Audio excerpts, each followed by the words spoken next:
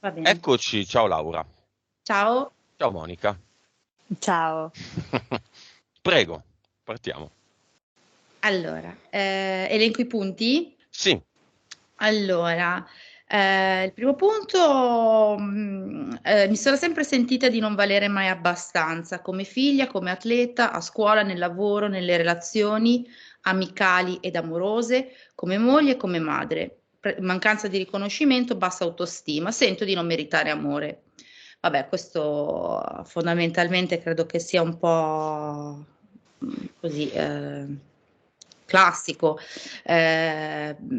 Ho capito, diciamo che i miei genitori non mi hanno mai supportata. Penso che a loro modo mi amassero, però chiaramente era un amore, non un abbraccio, non una parola di conforto, e sempre un po' denigrata, e quindi ovviamente questo mi ha portato a crescere con una bassa autostima che mi sono portata appresso, soprattutto vabbè, nella scuola, nello sport, nel lavoro e anche forse nelle relazioni, perché ovviamente poi dopo sarà l'altro punto. Attiravo persone che chiaramente non mi aiutavano a tirar fuori il meglio di me, ecco, mettiamola così. che sport pratichi? Nuoto, nuoto, io sono sempre stata in acqua, è l'unico posto in cui sto bene, e poi appunto ultimamente a causa acciacchi alla spalla ho dovuto, diciamo così, smettere. Secondo punto, come dicevo prima, appunto inizio e parto in quarta con dei progetti, un grande entusiasmo, e poi non concludo nulla, smetto di interessarmi, rimando sempre le decisioni importanti, mi trovo delle scuse per non agire e rimanere ferma. Ho sempre vissuto la vita che gli altri volevano, ma io che vita voglio veramente?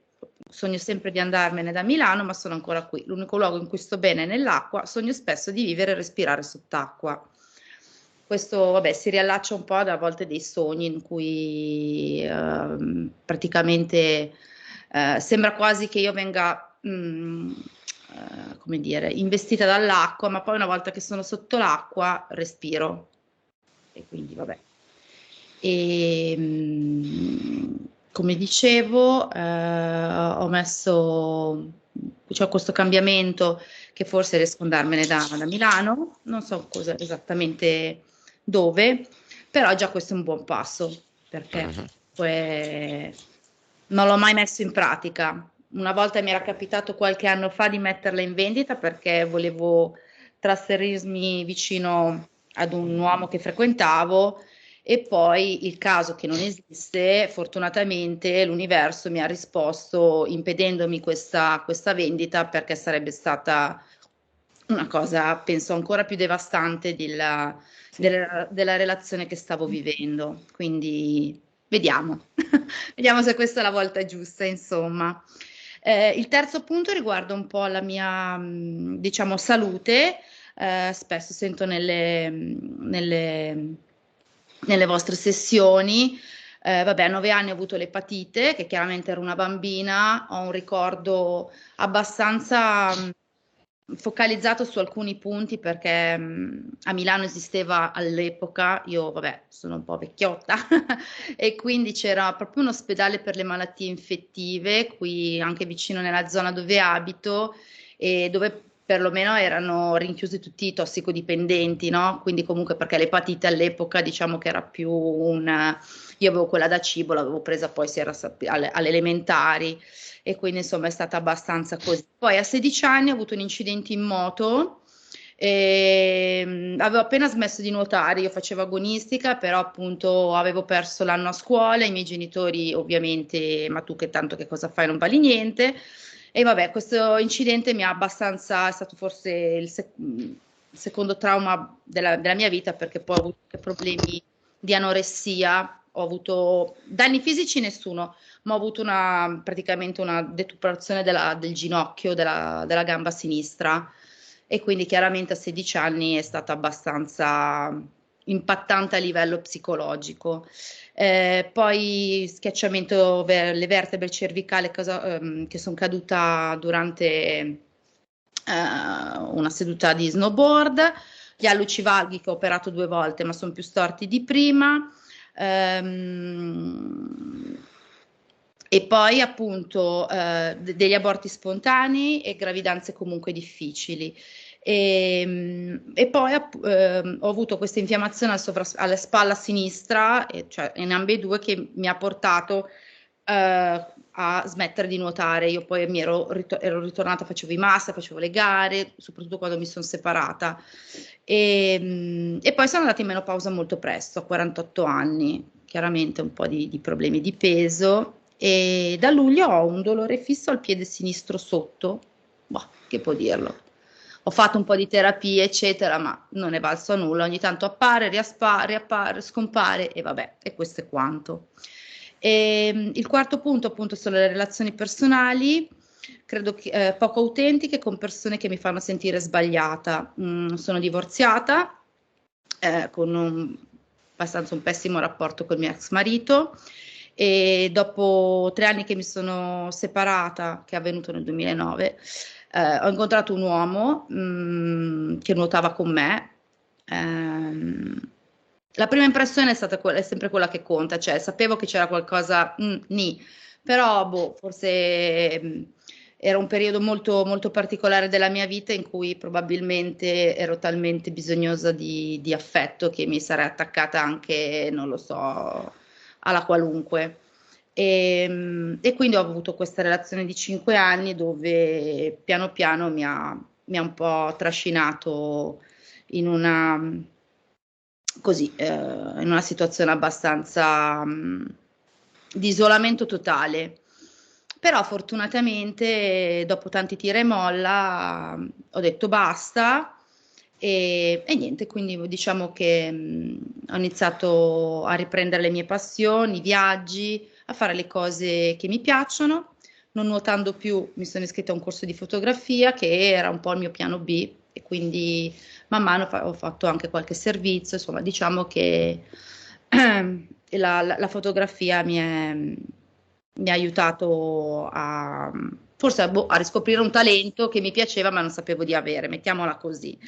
E poi l'ultimo punto riguarda appunto un rapporto difficile che ho con la mia prima figlia Sara, che appunto durante la separazione così ha sempre un po' dimostrato degli atteggiamenti, un po' di autolesionismo, un po' di come mi volessi incolpare, perché sono stata io a chiedere la separazione, semplicemente perché mi ero accorta che era una persona con cui non avevo nulla che spartire. E nel frattempo avevo perso il lavoro, quindi ero ritornata a fare l'assistente bagnante, l'istruttrice di nuoto, e le bambine erano piccole e quindi ho avuto molto supporto dai miei, se non che mia figlia appunto è venuta fuori, diciamo, ha accusato mio papà di averla molestata. Tuo papà, non Sì, suo papà.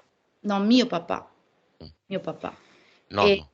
e questo ovviamente è stato il secondo trauma della mia vita, dove sono proprio andata in down, proprio. Ed è in quel momento che ho conosciuto quell'uomo, per quello che dico che probabilmente è stato tutta una cosa così. Ci sono stati 3 anni di processo, psicologi, eccetera, eccetera. Poi ovviamente era un fatto non fisico, per cui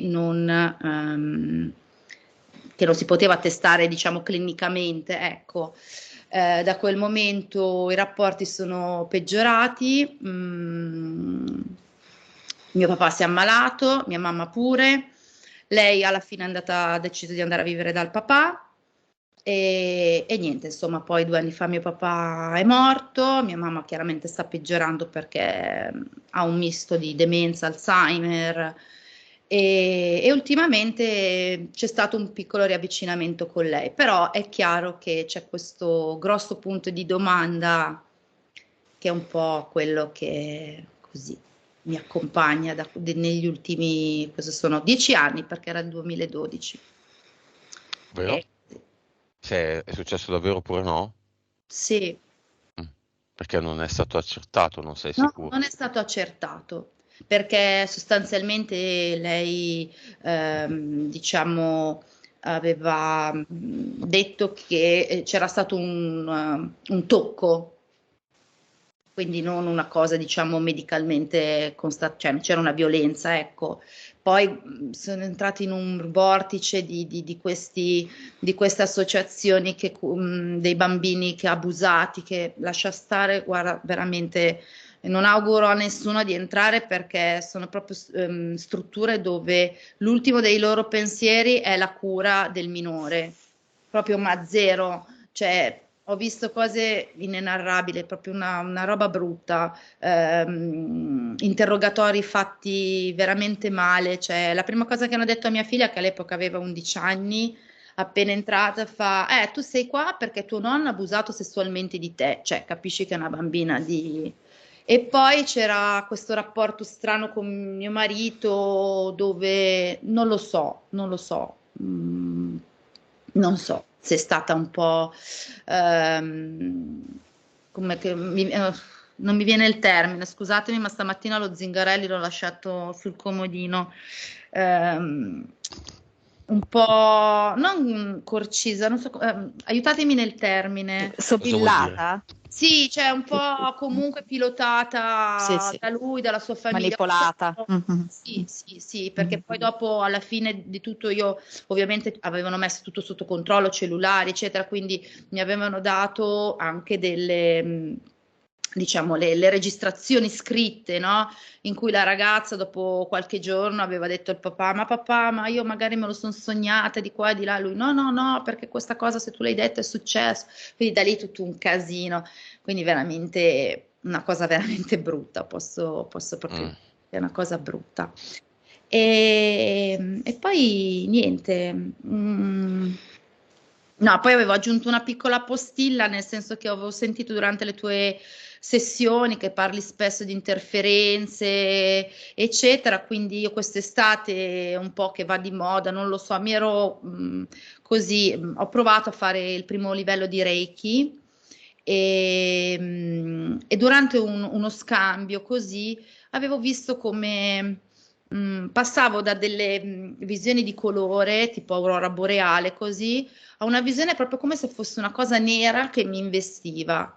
Però non lo so, magari è suggestione, non lo so. Però poi dopo sentendoti parlare ho detto va bene, ok, io smetto, meglio, piuttosto che niente, meglio piuttosto, cioè, per cui ho detto vabbè, lasciamo perdere che forse è il caso, che sto diventando molto, molto scettica su tutto e su tutto quello che viene detto, viene raccontato. E poi un'altra cosa, invece l'altra figlia mia seconda invece si è cinivaccata e quindi vabbè, ovviamente come tutte le mamme così sono preoccupata, però so che è il suo percorso e ci sarà un motivo anche per questo, se ha deciso di fare questo, insomma.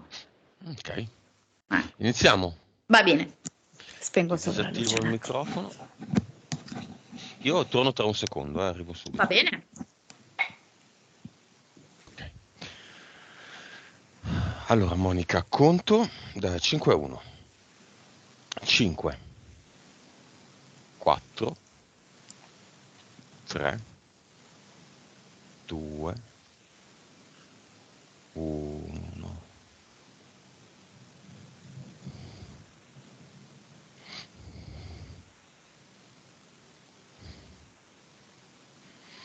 Dimmi se la vedi e come la vedi.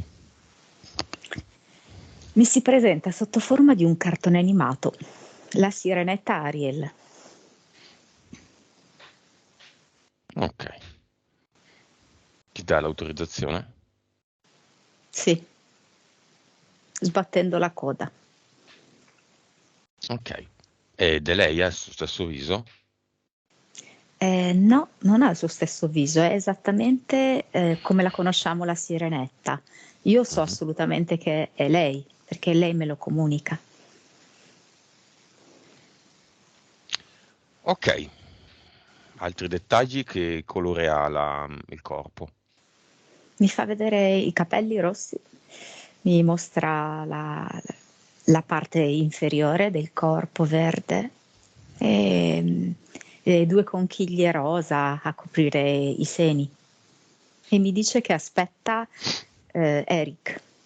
il proprio principe, però mi mostra proprio anche il dramma quasi contenuto dentro questa fiaba. Infatti in questa fiaba la sirenetta, per congiungersi con il suo principe, rinuncerà al suo essere sirenetta e diventerà anche lei un essere umano. Quindi si snaturerà. Ok, ed è lo stesso che capita anche adesso?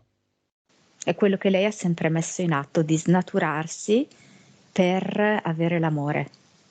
In questo caso lei mi fa vedere questa fiaba nel suo aspetto più oscuro, più triste, più profondo, anche analizzandola. Va Io bene. non ci avevo mai pensato, me lo fa vedere lei. È interferita Laura.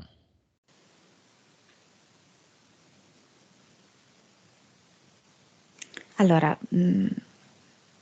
come interferenza io vedo un felinoide, vedo dei grigi, Zeus e Odino, non vedo altro. EDL no? Le DL che collaborano con le entità mentali ne vedo 3.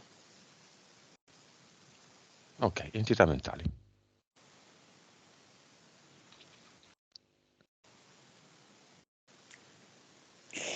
Allora, mi viene un'entità mentale 3 che lei mi chiama Valenza e le fa mettere profondamente in discussione il proprio valore da ogni punto di vista, anche proprio come essere umano. Ogni sua capacità, ogni sua abilità viene messa in discussione. Però io la vedo agganciata all'altra entità mentale che è di livello 5 sarcasmo. E ti dico questo perché Valenza, lei mi fa vedere che ha proprio una doppia valenza, perché si riferisce anche alla città Valenza in cui viene lavorati i gioielli. Valencia o Valenza? Valenza Po. Ok. Perché? Insomma, in cui c'è l'oro e ci sono gli orefici. E infatti l'entità di livello 5 è sarcasmo. Sai che non ho Come, capito la connessione tra gli orefici e il sarcasmo. ora te lo dico, perché mi sta venendo mano a mano. È come se lei mettesse davanti a sé un qualcosa di pregiato, quindi come un gioiello, la lavorazione del gioiello, e d'altro canto, di fatto, il suo reale stato d'animo è quello di svalutarsi molto. È come una specie, capito, di sarcasmo, di gioco crudele, di amarezza, ok? Vedere il prezioso, il valore e mettere in contrapposizione il suo disvalore. E questo la fa Altre? soffrire maggiormente. Però appunto riguardo all'entità 5 che è sarcasmo, vedo proprio come lei mette in atto un'ironia amara su tutte le vicende della sua vita. E vedo come questa amarezza è una specie di carburante che produce altre circostanze amare. Ok, ci sono altre entità mentali? Ne vedo una intermedia fra le... Ma no, aspetta un attimo. Allora, quindi questa 3, questa 5. Vedo un livello 4 che è una incostanza generalizzata.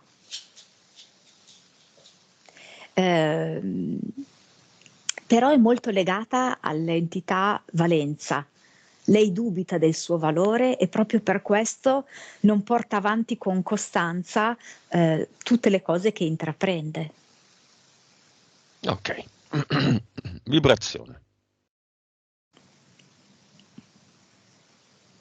Io, nonostante tutto questo, ne vedo una vibrazione di 10 miliardi. Consapevolezza. 164%. PS, PM.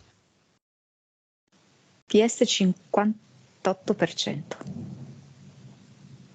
Vite precedenti. 3615. Cervello. 7.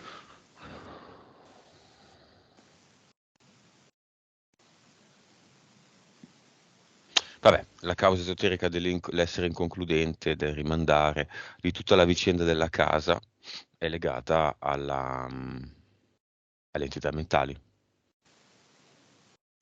Allora, a tratti è stata legata alle entità mentali, a tratti è stato proprio a volte anche un meccanismo di protezione da parte della PS. In qualche caso, diciamo così, l'ha anche salvata. Quando si è resa conto che si metteva troppo in pericolo in certe situazioni, l'ha anche salvata, io vedo.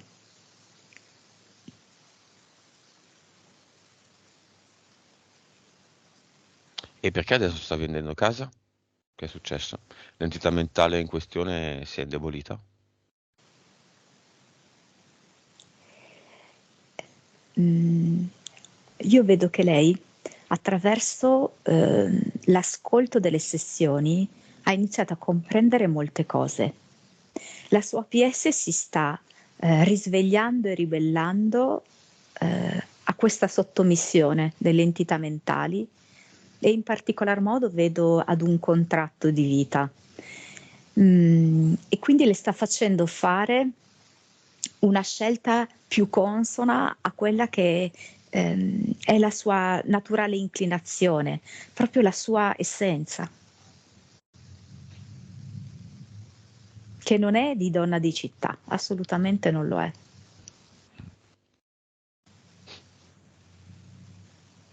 Causa esoterica dell'allontanamento dal suo mezzo, l'acqua, a causa del dolore alla spalla e tanti altri fattori. Sì, questo è stato proprio, io vedo infatti il felino, no, che generalmente è abbastanza nemico dell'acqua, no? Non è grande amante dell'acqua. Proprio con una zampata la vuole tenere lontana da quella che è la sua natura. La sua natura è proprio fortemente legata all'acqua, in particolar modo all'acqua salata, io vedo al mare. Anche per questo lei all'inizio mi si è presentata come Sirenetta. Anche se in verità mi sta facendo vedere altre scene legate all'acqua, dove riesco già a intravedere che lei ha iniziato proprio un processo già di liberazione. In questa scena, per esempio, mi sta facendo vedere un mazzo di crisantemi che lei appoggia sull'acqua di un fiume, che vedo che viene portato via dalla corrente, proprio ad indicare il fatto che i crisantemi, insomma, legati comunque alla morte, alla tristezza, all'angoscia, lei li vuole lasciare andare.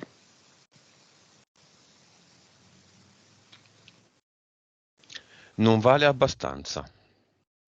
Sì, l'entità mentale 3, valenza, mette in discussione fortemente il suo valore, ma anche un contratto a cui ti ho accennato e che vedo che si chiama adozione perpetua, si chiama.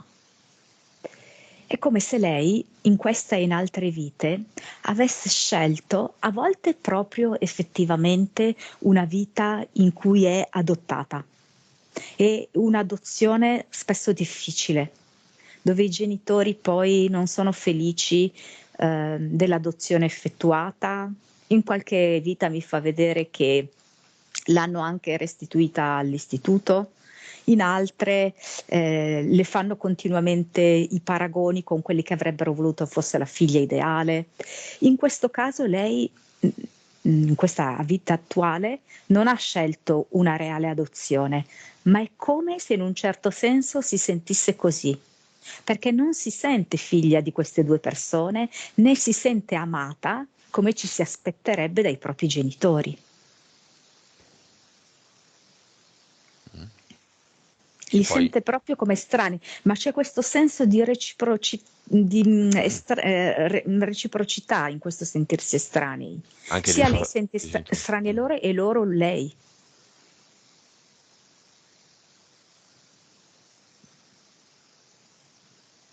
Sì, che poi i genitori adottivi a volte sono anche meglio dei genitori biologici, no? Sì, sì, nel suo caso però lei ha scelto appunto questa adozione sempre molto contrastata, dove lei si sente non voluta, si sente proprio non parte della famiglia. Perché questo non essere accettata è su tutti i fronti, non solo quello dell'affetto, ma anche lei come atleta, lei come alunna, lei nell'ambito, e poi questo in famiglia, e poi al di fuori, nell'ambito delle amicizie, del lavoro, delle relazioni. Lei ha proprio scelto questa tipologia di vita molto sfidante, dove parte alle radici, no? Quindi questa adozione, quindi fin da piccola tu parti svantaggiata, parti non amata, parti non accettata e poi come effetto alone queste sensazioni si sviluppano in tutti gli ambiti e Mm. quindi moltissimo in ambito sentimentale, vivendo ancora più amplificato questo senso di svalutazione e di incomprensione, di estraneità, di sentirsi altro da, di incompatibilità. E così in tutti gli ambiti, lavorativo, sociale e allo specchio anche. Non riconoscersi, non apprezzarsi. Come se avesse scelto dall'inizio, no? Da bambina e poi mano a mano se lo porta dietro in ogni circostanza della vita. Ok, non merita amore.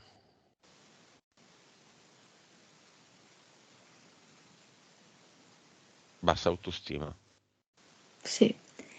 Rientra in tutto questo che abbiamo detto, l'entità mentale 3, valenza, quindi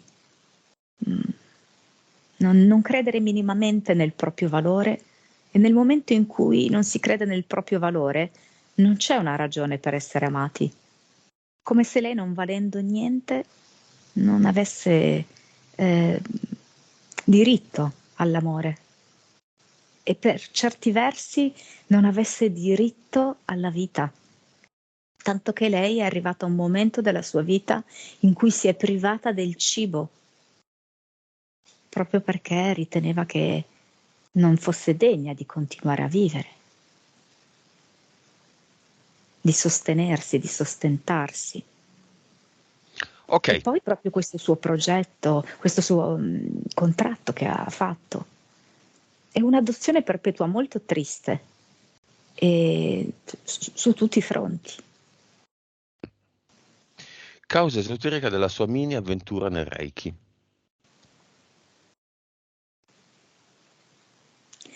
Lì comunque la cosa interessante è che questa sua PS è comunque abbastanza sfrontata nonostante tutto. E le ha voluto far provare questo per dimostrarle che lei non è come crede di essere, non è priva di valore, anzi, nel momento in cui affronta un'esperienza così ambigua come il Reiki, lei immediatamente se ne accorge, se ne rende conto. Quindi era un modo per la PS di poterla invitare a guardarsi in un modo diverso.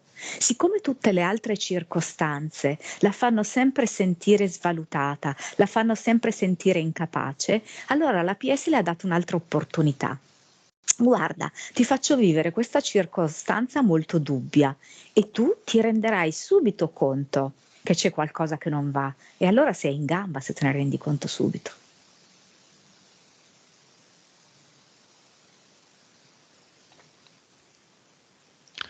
Ok, le sono entrate delle entità con Reiki?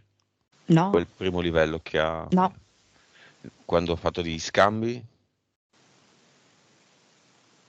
è stato temporaneo, cioè sono entrate fin tanto che lei se ne potesse rendere conto, ma poiché in quel momento la lezione era stata assimilata, ovvero la PS le aveva fatto vedere, vedi che tu sei in grado di percepire, vedi che la tua sensibilità è profonda, hai delle ottime capacità, allora le entità sono uscite, Mhm. non avevano spazio, non avevano luogo per poter stare.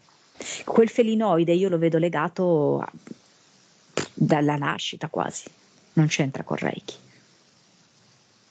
Ed è già abbastanza, perché il felinoide nelle razze è il più alto, insomma. Certo, certo. Quindi grazie alla PS la piccola avventura dei Reiki, che però è un messaggio che non è stato recepito da solo da Laura, ma abbiamo avuto bisogno di questa sessione. Quindi la PS non si fa delle domande circa il suo modo di agire, nessuno lo capisce. E la PS mi mette in evidenza questo, il fatto che su troppi fronti Laura ha dei preconcetti su di sé. E infatti spesso si autoboicotta. Veramente il suo elemento naturale è l'acqua e veramente lei quando sta dentro l'acqua, quando nuota, si trasforma, è gioia pura. Eppure anche questo lei è riuscita ad autosabotarselo e a non nuotare più. E Per allora la che cosa spalla. succede? Sì. Mhm.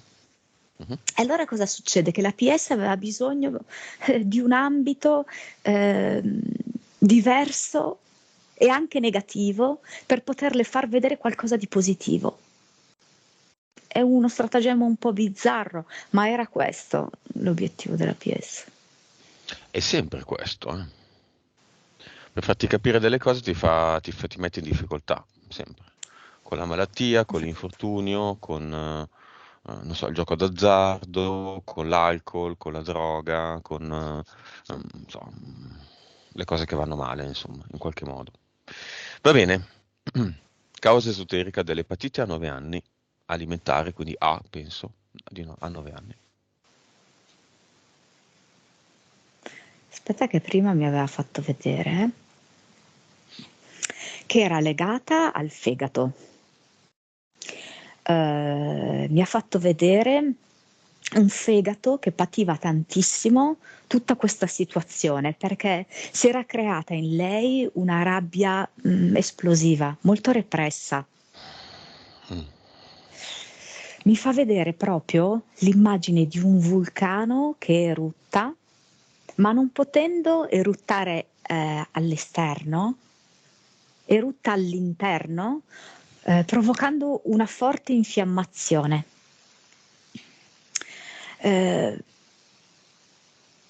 Io vedo che lei nel momento in cui ha accumulato sempre più sensazioni di disamore, di non sentirsi giusta, da nessuna parte, mentre vedeva gli amici che la circondavano a quell'età, che erano più spensierati, che erano amati dai genitori, questo proprio le ha causato una fortissima sensazione di rabbia che la PS ha dovuto sfogare in un'epatite.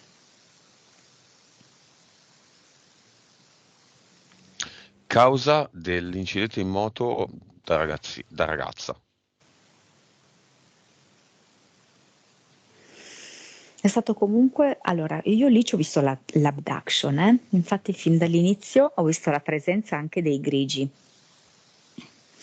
perché comunque all'interno di questo suo contratto di adozione perenne sono previsti anche proprio una serie di momenti in cui lei si fermi, quindi per esempio a causa di questo incidente si fermi e amplifichi ulteriormente quella sensazione di solitudine, di incomprensione, di sventura, di accanimento della vita. E allora poi lì mi ricollego all'entità mentale 5, questo sarcasmo, dove lei vede con un'ironia molto amara quelle che sono tutte le sue disavventure, le sue sciagure. E questi momenti l'entità 5 si allarga, vedo, proprio si potenzia. C'è proprio un sarcasmo dilagante in lei. Questa è la moto. Sì. Snow. snowboard, caduta e relativi problemi alla schiena. Sì, sì, sono molto simili, no? Sono delle cadute in cui avvengono queste cadute attraverso l'abduction. E sono appunto l'occasione di nuovo per fermarla e per farla andare ulteriormente giù, sempre più preda delle sue entità mentali. Vedo anche la collaborazione del felino, specialmente nello snow, perché comunque allora il felino veramente è nemico dell'acqua, nello snowboard in cui c'è la neve, che comunque alla fine è acqua, è come se in tutti i modi la volesse distanziare dall'acqua in ogni sua forma. A Lucevalgo.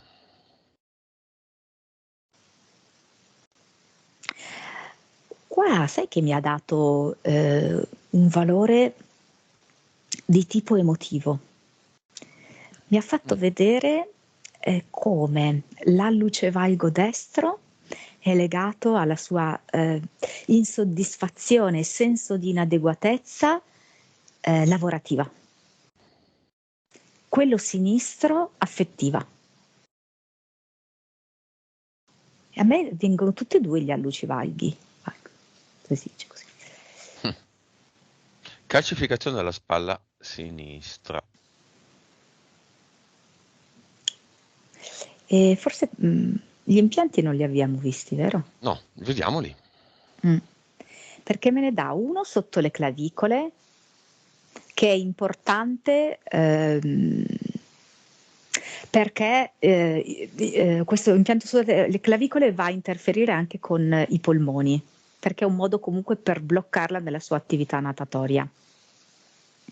Poi abbiamo vedo un impianto che in verità parte dalla spalla sinistra, ma va ad influenzare tutto quanto il braccio sinistro.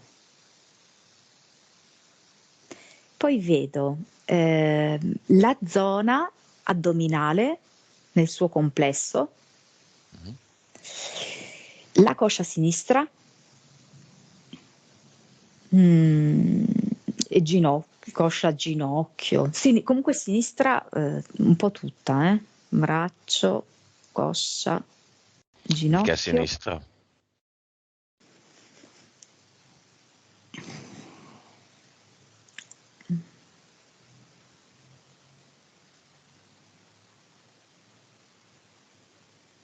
Ma la sinistra è proprio la sua linea femminile. Lei ha scelto una vita intensamente femminile, no? Avendo per esempio anche 2 figlie femmine. E vedo che è come se le maggiori aspettative le aveva nei confronti della madre.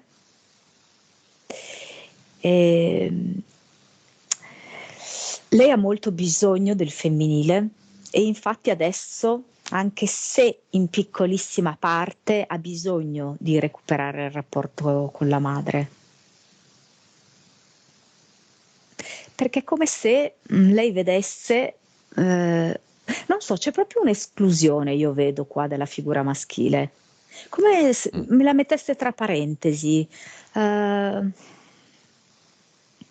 Non l'ha mai veramente considerata nella sua vita. Tant'è vero padre. che sì, ma poi in generale tutti gli uomini che hanno fatto parte della sua vita alla fine hanno avuto un valore negativo e comunque come se lei sotto sotto si rendesse conto di non avere un gran legame con questi uomini. Si rendeva conto che era, non so, fittizio, determinato dalle circostanze, ma non c'era un legame profondo. Perché questo? È tratto dalle donne? Ma chiedo. Potrebbe. Sono tanti che sono attratti dallo stesso sesso, non lo sanno. Potrebbe, cioè nel senso che potrebbe avere una relazione più appagante, vedo, con una donna. Allora, vedo del disorientamento rispetto al corpo femminile, nel senso che di primo acchito potrebbe essere che lei dica no ad un corpo femminile perché è abituata a un corpo maschile. però come sintonia mentale ed emotiva sì, la vedo meglio con una donna, ma potrebbe anche essere un uomo molto femminile, con un'indole molto femminile, con un animo spiccatamente femmineo, sì. Ok, causa esoterica degli aborti. Spontanei? Sì, io qua ho visto da questo impianto nella zona addominale, l'ho visto che riguardava appunto sia il fegato, sia anche proprio in generale l'apparato riproduttivo. Credo che lei abbia avuto anche dei problemi rispetto al ciclo. In generale tutto ciò che riguarda il discorso femminile eh, ha- è molto provato. Quindi sia la parte sinistra che rappresenta il femminile, sia proprio l'apparato genitale femminile. E quindi questa sua capacità di creare, di procreare, è come anche a confermarle che lei non è in grado di farlo, che lei non è degna di farlo. Causa esoterica, se c'è, della menopausa anzitempo, molto, molto no, però prima dell'attesa.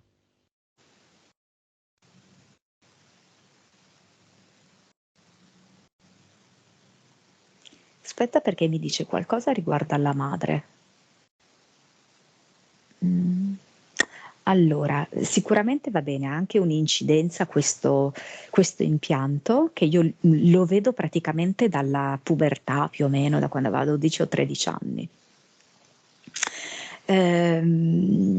Quindi questo sicuramente ha influito perché chiaramente ha stressato molto tutte le ovaie, ma vedo anche l'utero ha stressato.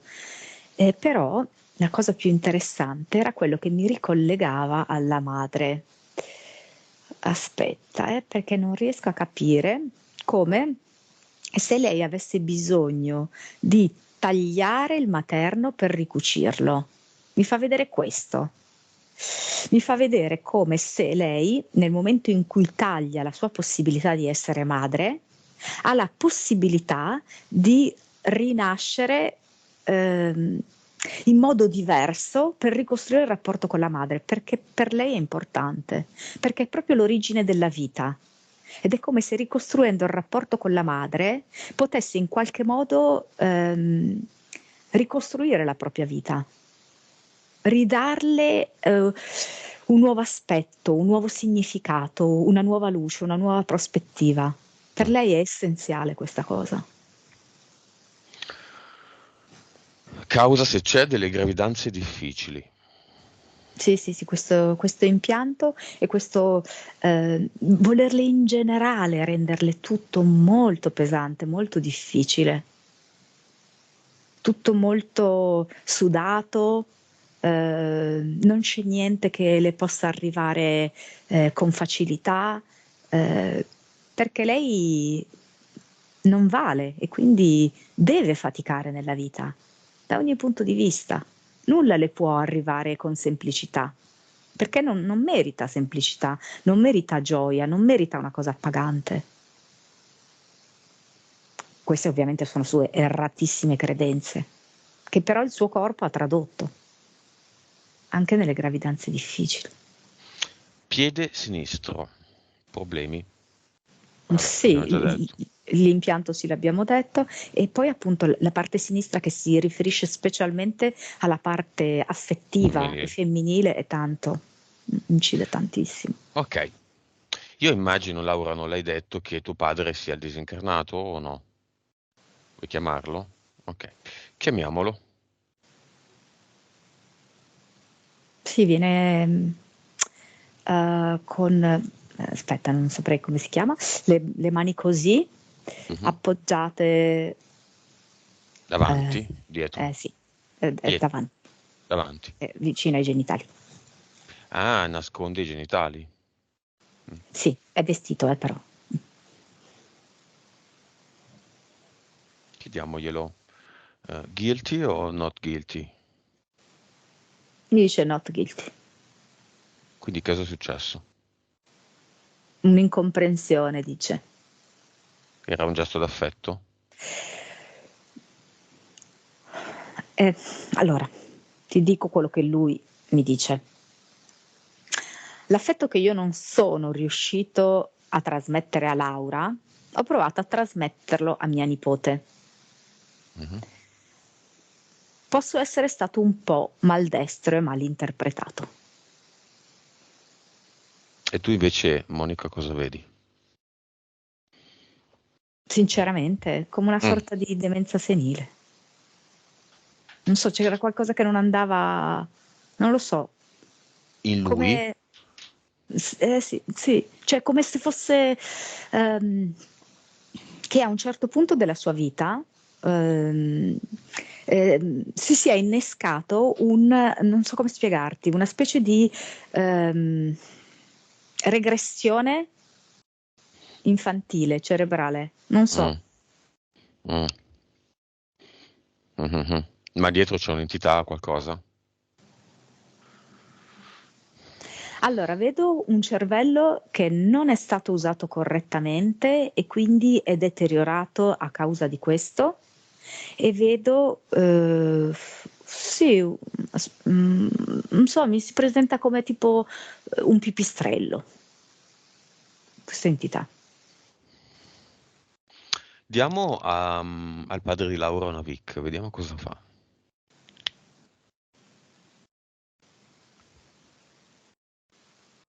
Beh, in effetti forse... Aspetta un attimo, eh.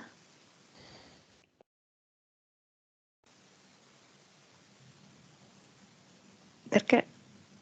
Però qua viene... C'è l'ex marito di Laura. Cosa? Allora, devo capire un attimo, perché lei comunque ha scelto, perché chiaramente ha scelto anche i genitori, per cui io metto la parola scelta su tutte le persone che appartengono alla sua vita, no? Come se ci fosse una specie di nesso fra il padre di Laura e l'ex marito di Laura. Ci sono degli aspetti comunicanti.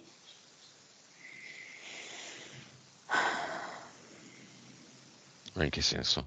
Aspetta, perché non riesco a capire perché si palleggiano la responsabilità. Come se il nonno attribuisse la responsabilità al padre e il padre al nonno. Se la rimbalzano, vedo. Come se la responsabilità fosse una patata bollente e vedo che se la scaricano a vicenda. Vabbè, c'è stata molestia o no? Da parte di chi non mi importa, ma c'è stata o no? C'è stato qualche gesto maldestro, fraintendibile, sì. Da parte di chi? Io vedo da parte del nonno. E il padre invece della figlia, cioè l'ex marito di Laura? C'entra qualcosa questa storia? Come se volesse colpire Laura, un po', vedo. Quindi ha alimentato la figlia, Sì, sì, sì, ha messo ha benzina proprio sul spinto fuoco. ad Sì, andare avanti su una sì, cosa che non meritava sì. un processo, insomma, Sì, perché vedo se che non un cazziatone. è come, bravo, esatto, come se lui avesse avuto la possibilità di risolverla anche diversamente e che sarebbe stato più salutare, specialmente per la bambina. Ma era un altro modo comunque per creare difficoltà nel rapporto fra lui e Laura. Va bene, Laura si è scelta questi genitori. Il padre è qui con noi, Sì. ha preso una Vic, se ne prende altre 10. Sì.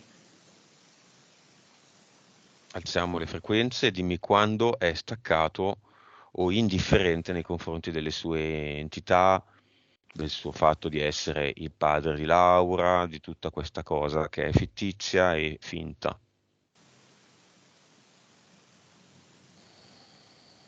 Io vedo che lo sta facendo, le chiede se può darle le mani, se può prenderle le mani, vuole toglierle, no? Da quel posto lì in cui le teneva, vuole potergliele dare, vuole poter stringerle le mani. però è come se avesse bisogno di sentire che lei vuole, che è d'accordo. Perché adesso lui riesce a percepire tutta la rabbia, la frustrazione, la delusione, il dispiacere, la mortificazione che Laura ha provato. Ed è come quasi imbarazzato.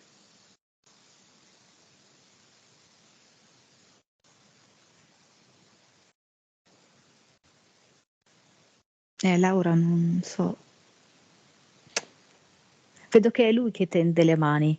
Laura per ora le mantiene sui fianchi, lungo i propri Vuole fianchi. semplicemente lasciare un messaggio specifico.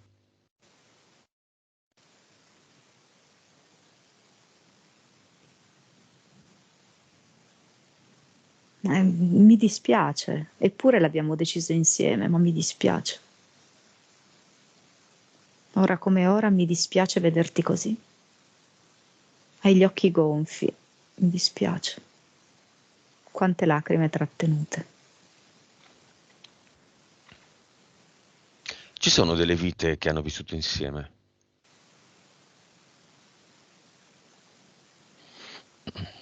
Ma ne vedo una in cui lui era tipo, eh, tra virgolette, il datore di lavoro, perché lei era un ragazzino e lui gli dava dei piccoli lavori, però appunto vedo che era piuttosto brusco, no? Nel modo in cui lo trattava, lo faceva proprio rigare dritto, lo rimproverava spesso. Secondo me era un orfano qua, in questa vita, il ragazzino.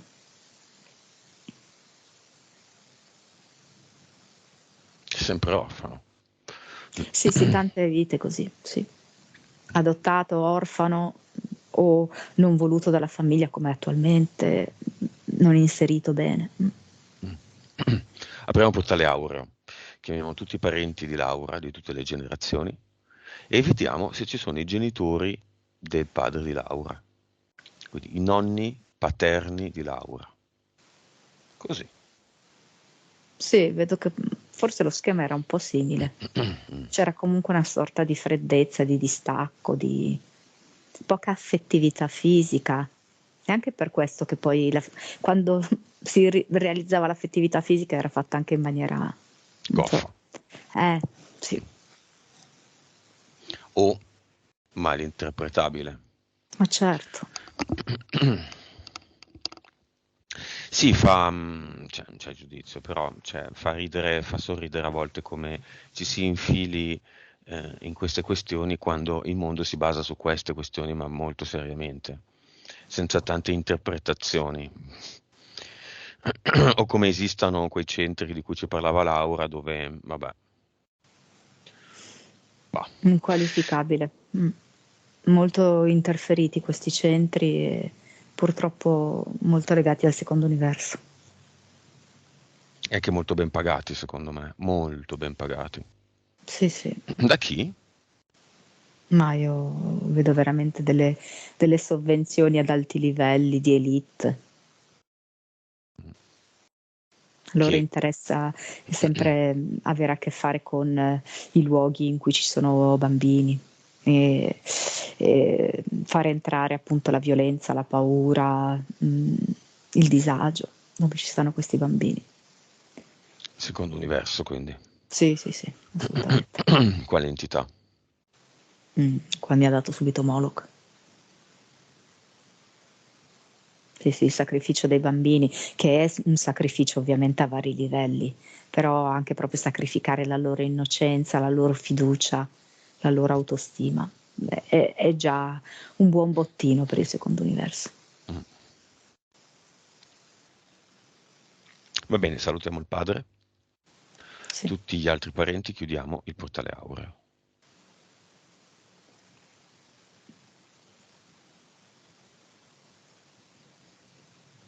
Ok, abbiamo chiuso. Ok. Monica, esiste la fiamma di Laura?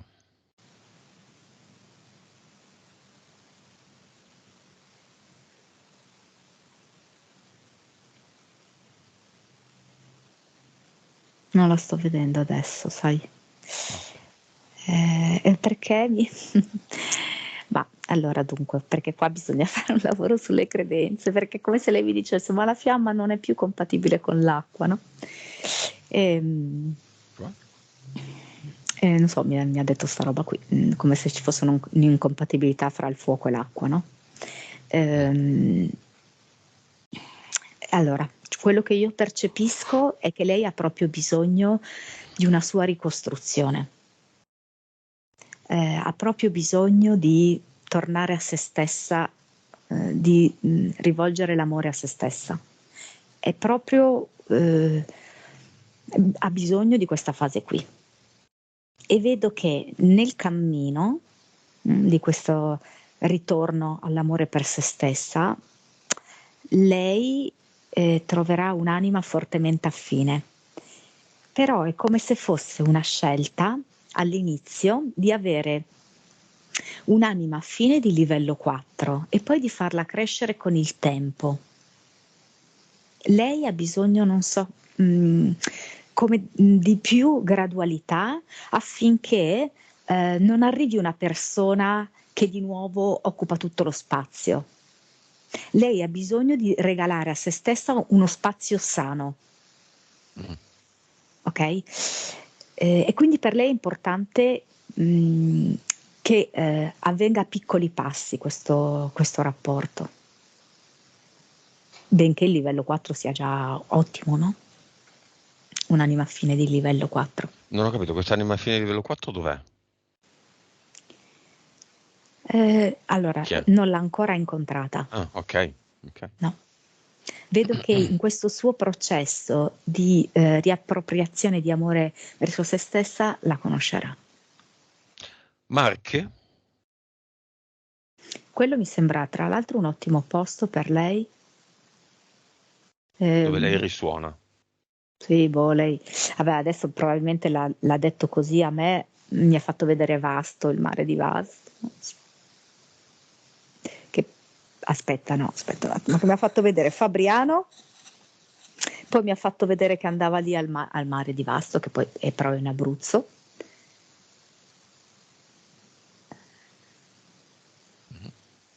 Io la vedo bene lì. Come se poi si volesse spostare un po' in quella zona lì. Mi piacesse andare un po' a visitare. Mi fa vedere Marche e Abruzzo. Non so.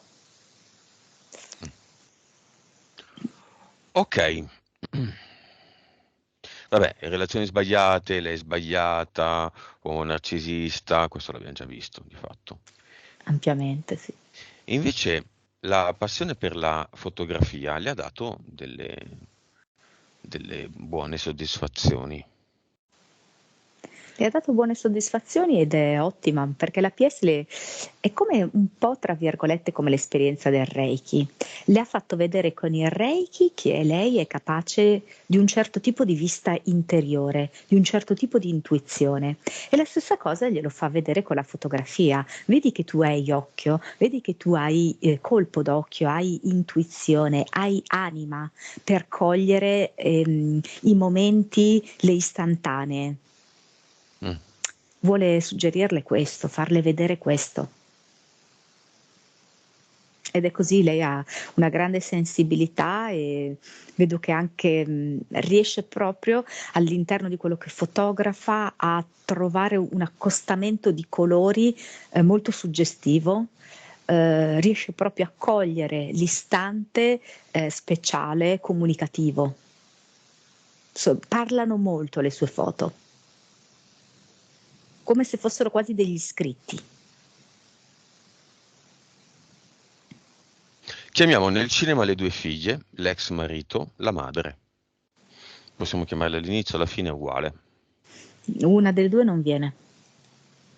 Delle figlie, la grande, la piccola, la grande, la cinevaccata. Perché non viene? No. Ha paura di venire a vedere la cagata che ha fatto? Oh, ho detto cagato.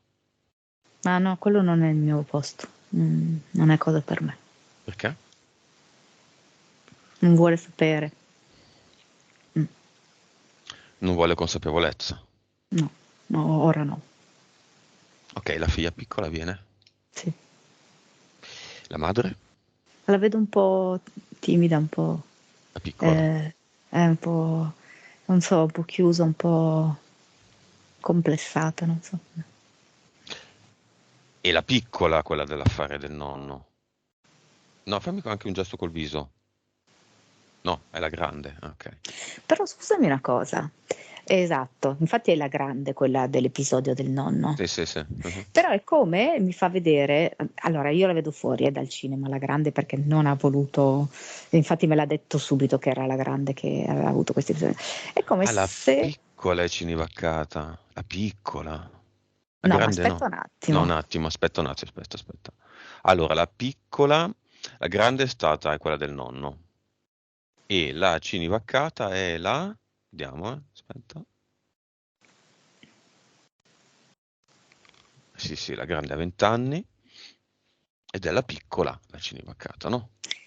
allora, però perché? Aspetta un attimo, allora la grande è quella che non è voluta entrare e mi ha detto che non voleva sapere, mi ha detto lei stessa che aveva avuto lei questa cosa del nonno, mi ha detto che non vuole sapere ed è come mi fa vedere che si è costruita una specie di corazza e che non Mhm, se la vuole togliere. mhm. Questa per quanto riguarda la grande. Quella piccola, quindi è indipendente allora quindi del Cinivac, lei c'è. Lei c'è e io la vedo così, come ti ho detto, timida, eccetera, eccetera. Quindi il fatto di non essere entrata non è legato al Cinivac, no. Ok. Qua ci sono Vic, Eternum, Uomo Energia, tutti prendono le informazioni, oltre a quelle della sessione di Laura, che desiderano di più. Infatti, sai che cosa mi dice? Che quella che è rimasta dentro al cinema, che lei, questo Cinivac, l'ha vissuto come approvazione sociale, bisogno di approvazione sociale. Quindi nel suo caso non c'è timore di stare dentro al cinema, perché lei a un certo livello lo sa, il motivo per cui ha scelto questo, E qual è? che non vuole sentirsi diversa dagli altri, come è stato sua madre si è sempre sentita diversa dagli altri. Va bene. Causa esoterica del rapporto difficile con le figlie.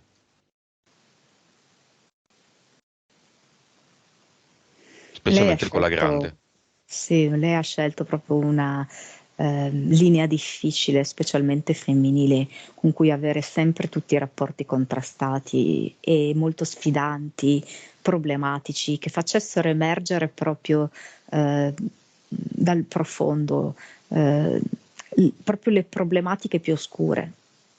Tant'è vero che si sono toccati tanti argomenti, lo spettro dell'eventuale abuso, ehm, vedo l'anoressia, vedo proprio l'incomprensione profonda tra madre e figlia, ehm,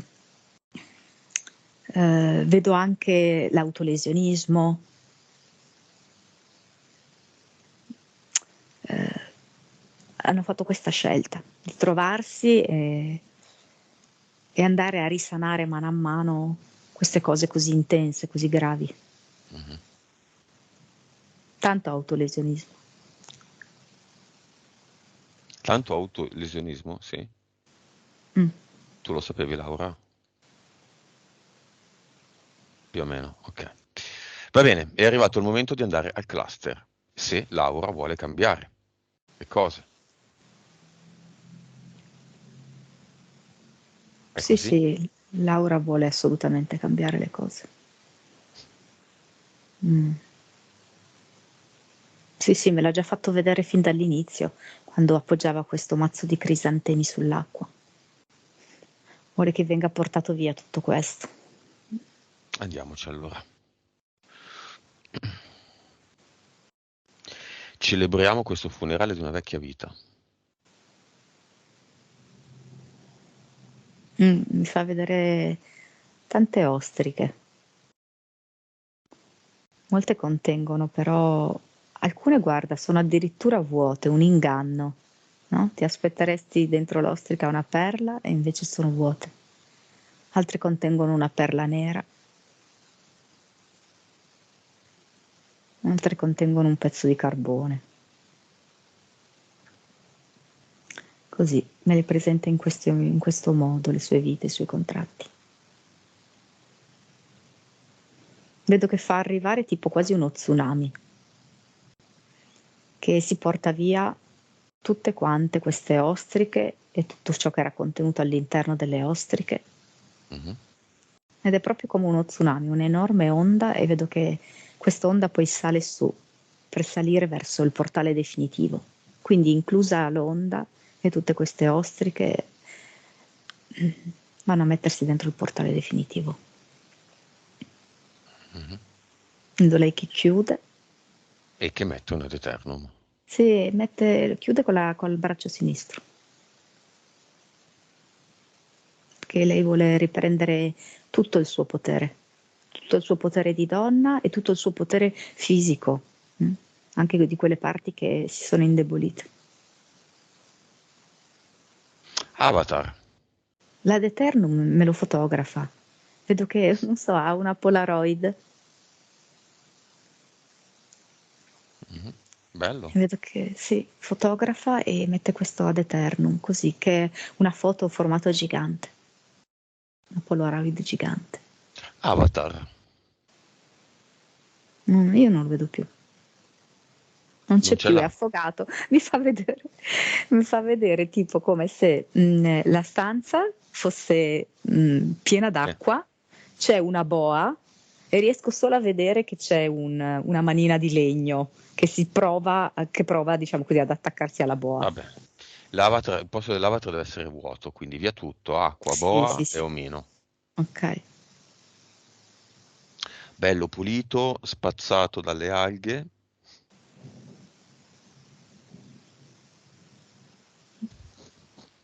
Lo sai che ho visto la figlia piccola che chiedeva alla mamma se volevano farlo insieme, l'Ad Eternum. Vedo che è come se si mettessero insieme quasi in cucina, no? Si rimboccano le maniche come per impastare, no? La farina, le uova, così. E di fatto quello che impastano è un Ad Eternum. Lo fanno insieme. A 4 mani.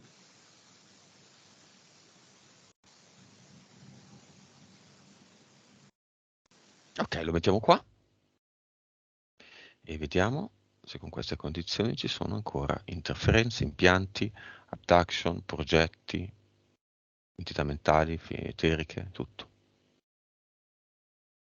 No, anche se sento tanta tristezza. Sento ancora tanta tristezza, tanta malinconia. Un po' questo lavoro l'ha spossata.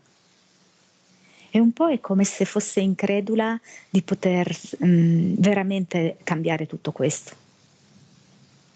Ok. Mettiamo allora, comunque non c'è più niente. No.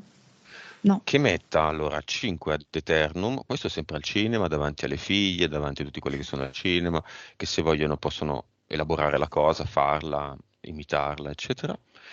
5 nuovi ad eternum, uno nel corpo fisico, dove lo mette? La figlia grande dice che vuole entrare nel cinema e vedere questo passaggio qui. Ok, prego. E si è messa in prima fila per guardare. Uno Ok. nel corpo fisico, dove lo mette? Laura.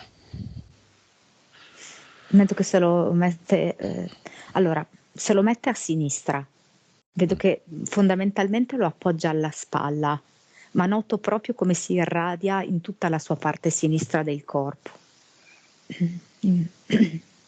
Nel corpo mentale, dove lo mette? Vedo che lo vuole mettere nell'emisfero cerebrale qui destro.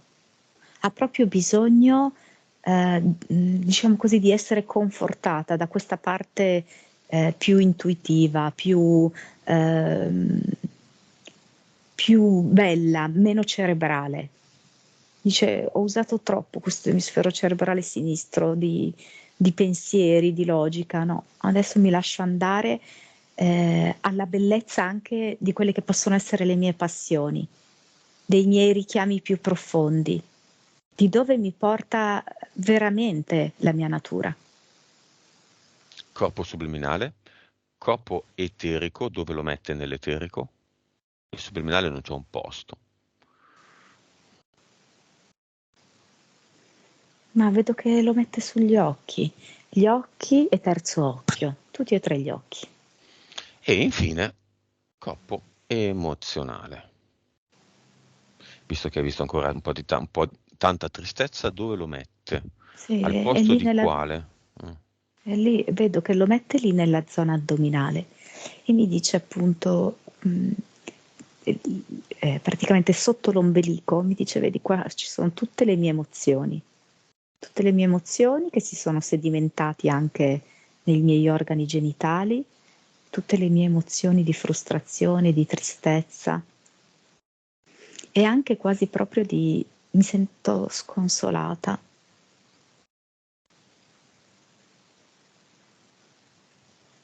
Paura di non farcela. Messaggio finale di Laura a se stessa.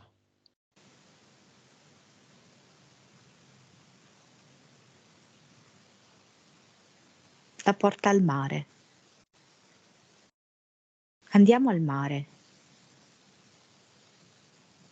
Vedo che sta remando su una barca. Si è fermata e vedo che si guarda intorno. Non si sente piccola, ma si sente parte integrante di tutto quello che vede intorno. Vedo che in lontananza c'è la costa, vedo che c'è il sole e lei si sente esattamente parte di tutto questo. E dice: che bello, questa è la prima volta che sento questa sensazione così forte.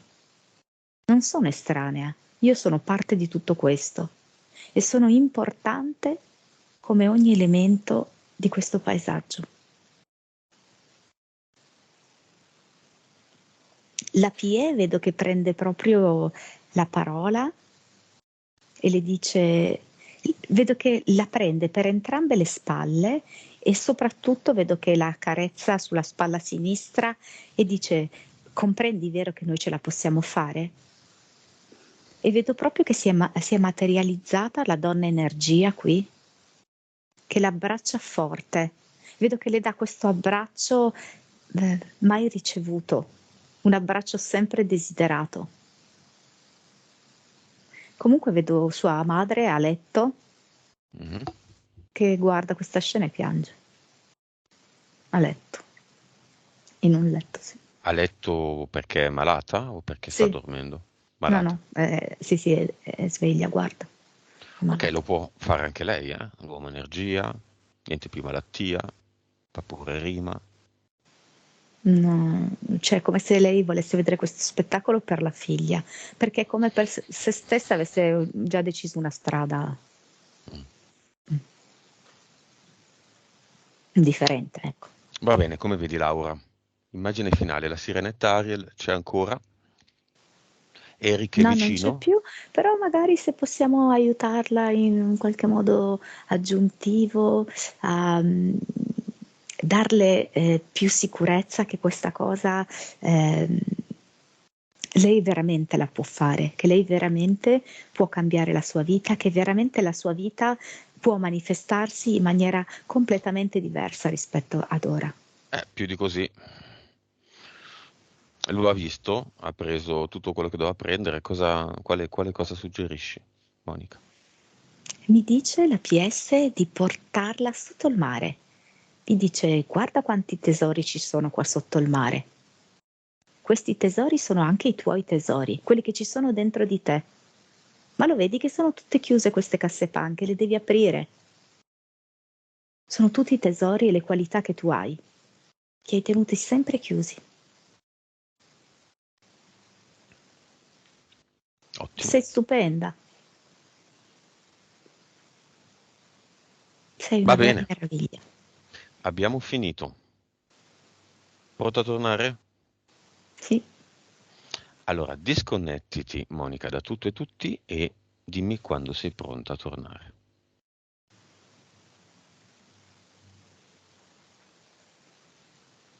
Va bene, sono pronta. Conto da 1 a 5. Il 5 se è il tempo presente dal quale ti sto parlando. 1, 2, 3, 4 e 5. Apri gli occhi.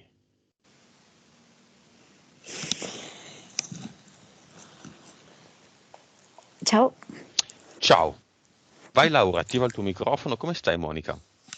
Bene, bene. Siamo ancora in registrazione. Eccomi. Cosa ci vuoi raccontare Monica? Come stai? Io sto molto bene. E scusa Laura, ok, questo l'avevo già chiesto. No, bene, bene, bene. Siamo in registrazione, se vuoi dire qualcosa, se no ce lo dici poi in privato, come vuoi. No, devo dire che tanti spunti interessanti su cui lavorare. Mi consola il fatto che a volte il famoso sesto senso è sempre quello Più valido. il più valido, che spesso cerchiamo di non ascoltare, però poi alla fine è sempre quello che si dimostra più giusto. Io la concluderei dicendo, se fossi in te, dicendo io adesso so cosa fare. Sì, dice sì. Che non è poco. No, non è poco, anzi, è un'ulteriore conferma che la strada, sì. Cioè, che l'hai già iniziata questa Sì, strada, perché sì, sei lì, insomma. sì. Però Poi, anche lì ho valutato tante cose, e però c'era questo tarlo che mi continuava a dire ni, no, prova di là. va. Bibo, prova di là, ecco. E Ok. quindi Va bene, chiudo la registrazione. Ciao a tutti. Restate in Ciao. linea ancora.